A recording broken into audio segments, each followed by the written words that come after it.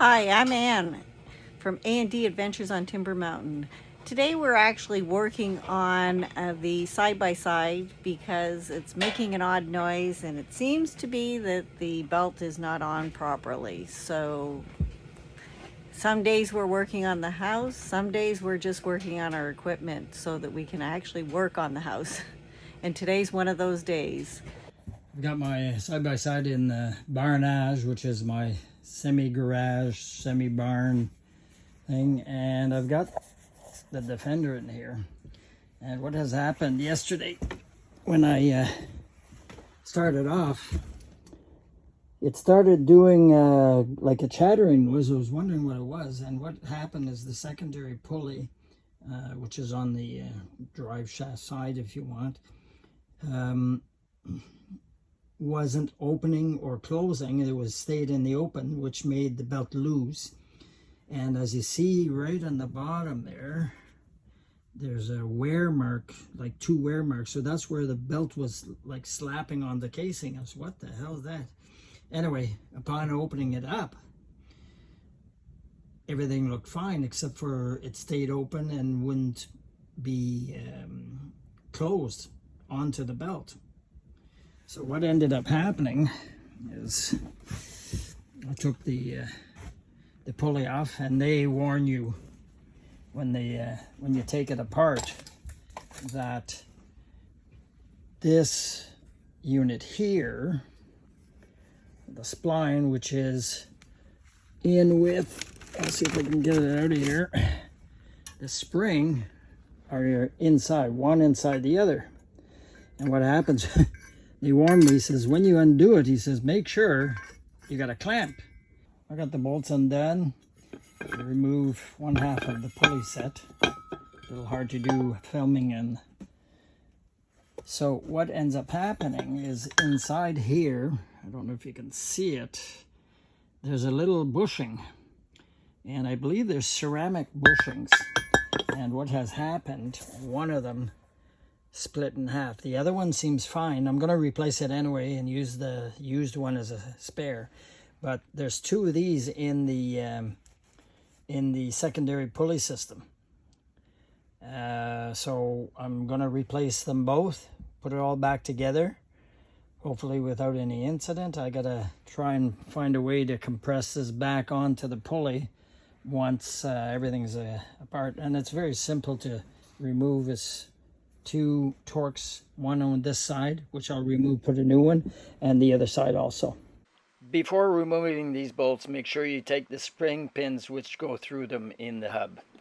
The hub that's in here is spring loaded. So what I did was I took a threaded rod like this with some big bushings, again, some big washers on each side, threaded it tight.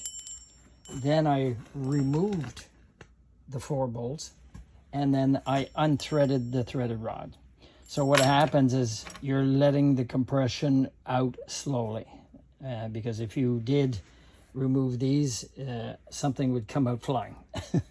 Anyways, so I did that, replaced the bushing, put everything back together, put some thread lock. Now, when you remove it at first, there is thread lock there, the manufacturer thread lock. So it is a little bit hard to remove, but I was able to do it with a 40 Torx and a 3/8 ratchet. So it's not that hard. Just got to be a little bit persistent. So now this is where I'm at the reinstallation of the secondary pulley. Now, when you install this, what happens is the spring compresses here, and to put the belt back on, it has to be in the open position.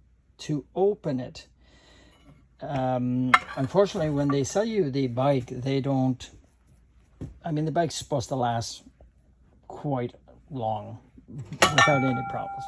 But the bike is 5 years old right now. What they don't sell you is this adapter right here. So what happens is, once the pulley is reinstalled on the drive system, you have to compress the spring which is inside, which opens up the secondary pulley, which means you can put the belt back on. So this is where I'm at. I finally, well, I shouldn't say I ordered it 2 days ago. I got the adapter, which is standard adapter. I believe it's a metric thread. You just thread this in here. And I also ordered the bolt that comes on here. So what happens is you thread this on, put your bolt in, and you thread down. And by threading this, it opens up the pulley. So I'm about to install the belt. Actually, I already did.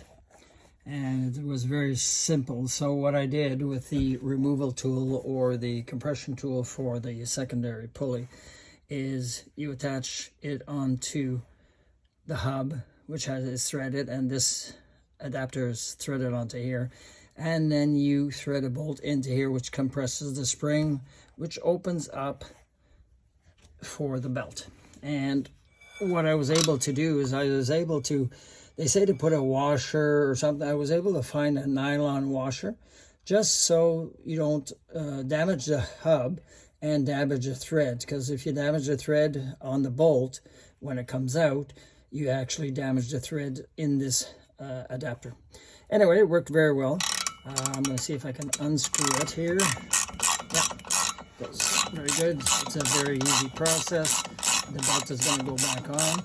And what you do is you rotate the sheath back and the sheath, the pulley if you want, back and forth. I could probably, there we go, and I think that's it there. Okay, and I can't do any more about it. So it's all hand thread. So I'm able to remove the adapter. And I'm thinking, oh, there goes the washer. That's good. That's the way it should be. So actually this used to be a little bit more in, but because of the pulley, it threaded out. So I'm going to start it back up. I'm going to see if everything aligns once it goes back and forth. So what you see here is the belt has ridden up, so that's good. So everything seems to be working. I took it for a little test drive without the cover, making sure not to dirty any of the seal here. There is a seal you got to be careful with, but because it's up here like that, there's no slippage or anything like that, so everything seems good. So success. All I got to do now is bolt the cover back on with the 11 bolts I think there is, and she's ready to go again. I've got to cut some more trees. I've got a big pine to cut and explain how to cut it if you want to see the process. Thank you for watching, and we hope you enjoyed our channel.